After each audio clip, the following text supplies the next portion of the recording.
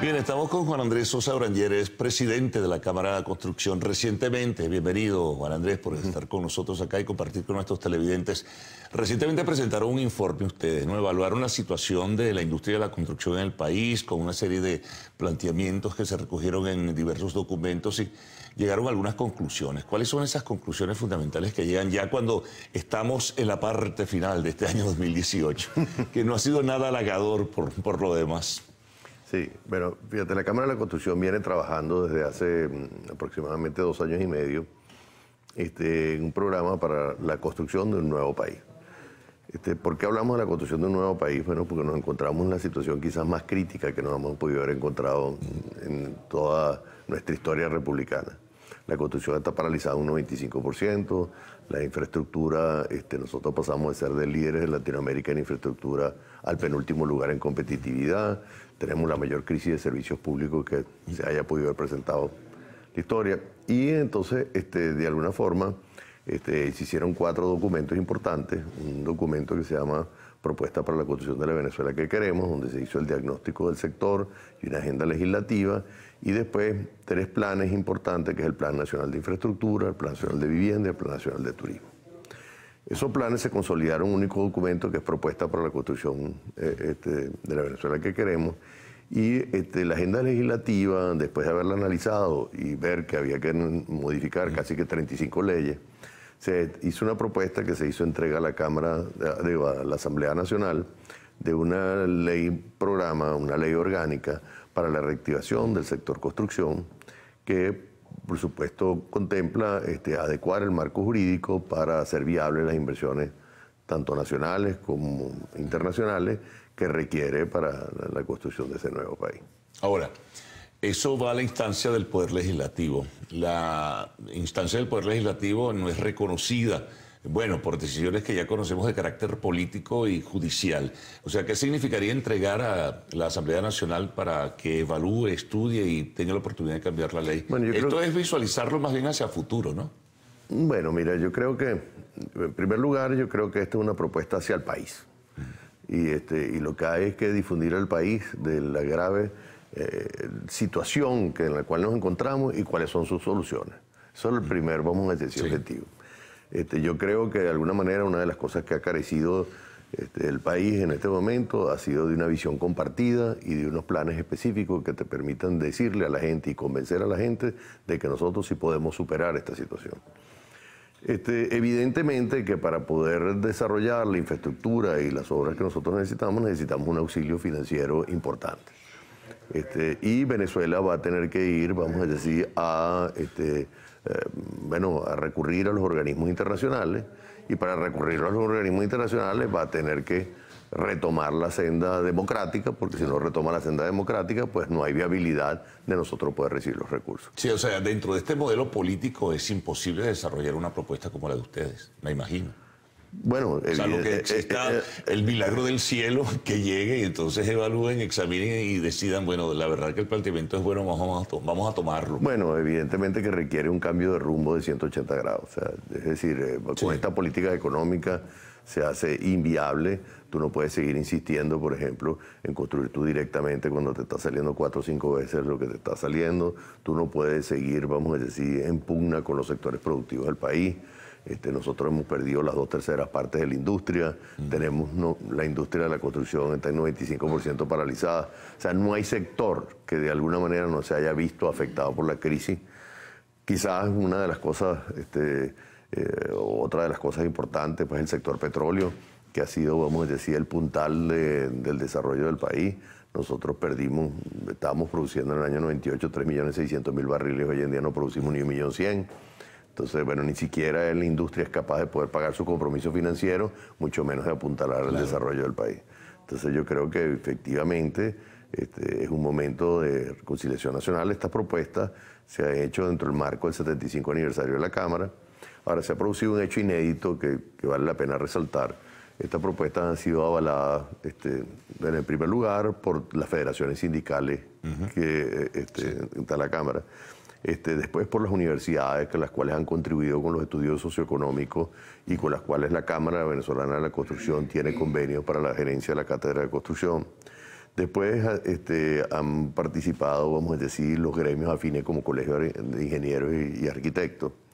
En adición están otras cámaras, como es la Cámara de Turismo y la Inmobiliaria.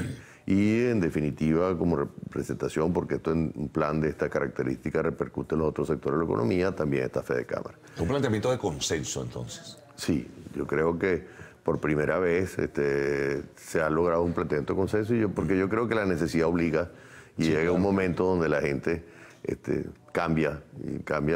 La gente puede cambiar por uno de dos motivos, por convicción o por necesidad, pero la necesidad llegó. Sí, no, definitivamente. Ahora, por cierto, antes de irnos a la pausa, el gobierno sigue, sin embargo, anunciando planes de vivienda. El gobierno sigue anunciando que entrega más viviendas, pero mucha gente se pregunta, ¿dónde están esas viviendas? Sí. El sector de la construcción, en ese sentido, bueno, tiene una respuesta, tiene números. O sea, ¿el gobierno está diciendo la verdad o no está diciendo la verdad? Bueno, fíjate, yo creo que hay unas palabras muy sabias de Abraham Lincoln que decía, tú puedes engañar a todo el mundo por algún tiempo y puedes engañar a poca gente todo el tiempo, pero puedes engañar a todo el mundo todo el tiempo. Pero podemos ver las cifras sobre el particular. Mira, eso sí implicaría 3 millones de viviendas como habla el gobierno, implicaría haber hecho 150 desarrollos tipo Caricuado de 20.000 unidades de vivienda. Y tú te preguntarás en qué parte del país están esos desarrollos y dónde están los materiales para construirlos. Eso no es una realidad. Bueno, hacemos una pausa, Juan Andrés. Estamos conversando con Juan Andrés Sosa, quien es presidente de la Cámara Venezolana de la Construcción.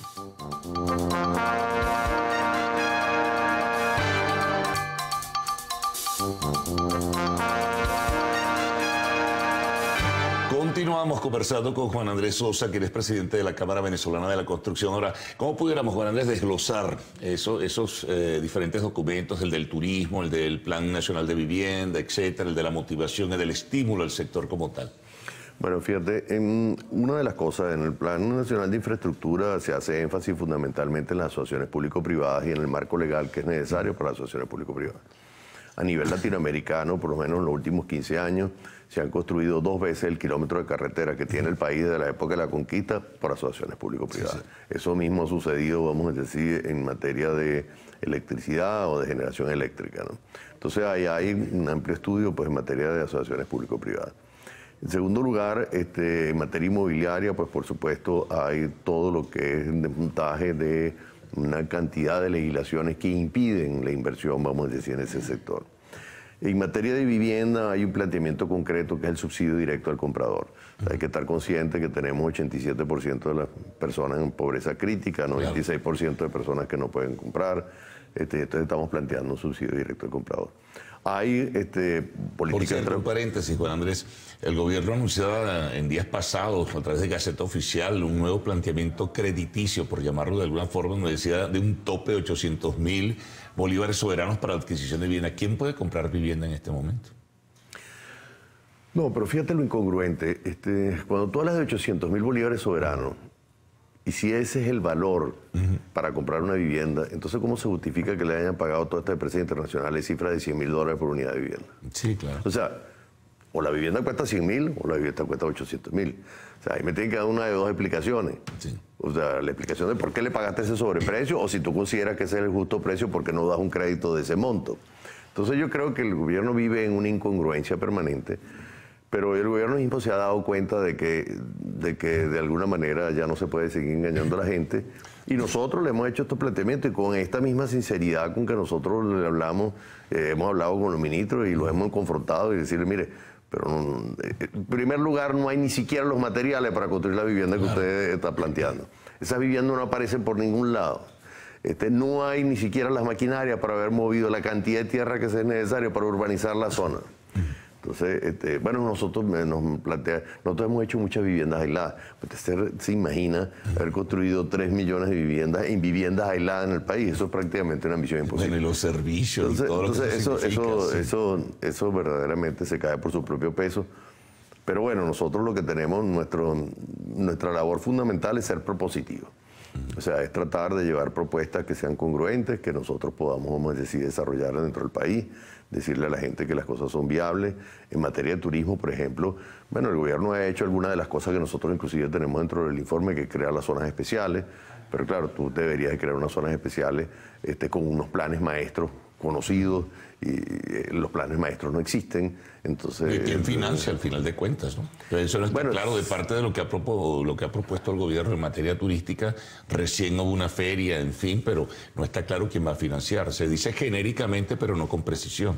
Bueno, evidentemente, pero fíjate, tú tienes la brecha que nosotros tenemos a nivel de turismo es tremendamente importante. Para darte una idea, fíjate tú, bueno, Colombia hoy en día recibe 6 millones de turistas. República Dominicana recibe 8 millones de turistas. Nuestros aeropuertos, si estuviesen funcionando a plena capacidad, que no lo están, y mucho menos ahora que construyeron una cantidad de viviendas en estacionamiento y cosas por el estilo, ¿ok? Están en capacidad solamente de manejar 6.800.000 pasajeros. Entonces tú tienes ahí un cuello de botella. Te tienes que resolver, vamos a decir, un problema, vamos a decir. Después tienes que resolver un problema de seguridad. Yo creo que el gobierno ha perdido control absoluto, vamos a decir, de la seguridad del país. La gente no puede transitar libremente por las carreteras, no solamente por el mal estado, sino por la inseguridad que de alguna manera se ha presentado. Entonces, y la verdad es que tú no puedes atraer un turismo internacional cuando tú tienes una deficiencia de servicios públicos enorme. Entonces, bueno, ahí se apuntan a resolver, vamos a decir, esos problemas. Evidentemente que tú puedes tomar otro modelo, uno, resolver los problemas de esa deficiencia, pero hay otros modelos que puedes utilizar, como se utilizó, vamos a decir, en Punta Cana o en Cancún, que es crear clusters, que es crear zonas especiales, donde entonces tú lo que vas es a resolver los problemas de esa zona y convertir esa zona en una zona turística importante. No, y involucras también al inversionista dentro de la solución de los problemas de la zona, ¿no? Exactamente, pero no tienes que resolver un problema macro de gran magnitud que simplemente se escapa de las manos de cualquier promotor. Claro. Tú tienes que resolver los problemas del desarrollo que diseñaste y eso es totalmente viable. Ahora, ir en un futuro, digamos en otro escenario, hacia un plan ya no de turismo, sino un plan, lo que hablábamos antes, de vivienda, ¿es factible a pesar de las dificultades y de los contratiempos que existen desde el punto de vista económico? Sí, evidentemente, fíjate, nosotros, por ejemplo, el plan de vivienda... Es trabajar duro, ¿no? Porque en medio de la situación en que pudiera quedar el país en un nuevo escenario, ¿no? Bueno, en primer lugar, hay varios problemas que resolver, pero hay una hoja de ruta para resolverlos. Nosotros hemos planteado inicialmente, vamos a decir, un programa de 200.000 unidades de viviendas año, porque simplemente no hay capacidad, ¿okay?, para producir los materiales necesarios para incorporar esa vivienda en este momento. Y eso requiere un cambio en las empresas básicas, eso requiere un cambio en las empresas de suministro, eso requiere un cambio, vamos a decir, en distintas empresas para poder hacer viable, vamos a decir, que esos suministros. Pero, y después requiere también apuntalar el poder adquisitivo del venezolano, y eso se establece, vamos a decir, a través del subsidio directo a la vivienda, caso como que se ha presentado el de Chile, que bueno, que es un caso que fue profundamente analizado y creo que se puede implementar en el país. Bueno, gracias por toda la información, Juan Andrés, bien importante, ¿no? Vamos a pensar en positivo, como tú dices, e imaginarnos, ¿no?, que habrá un escenario donde habrá la posibilidad de implementar esa propuesta de la Cámara de la Construcción. Bueno, muchísimas gracias, Carlos, y gracias a tu audiencia. Bueno, Juan Andrés Sosa, presidente de la Cámara de la Construcción. Amigos, una pausa. Al regreso tenemos el segmento de arte y espectáculos en Lo Actual.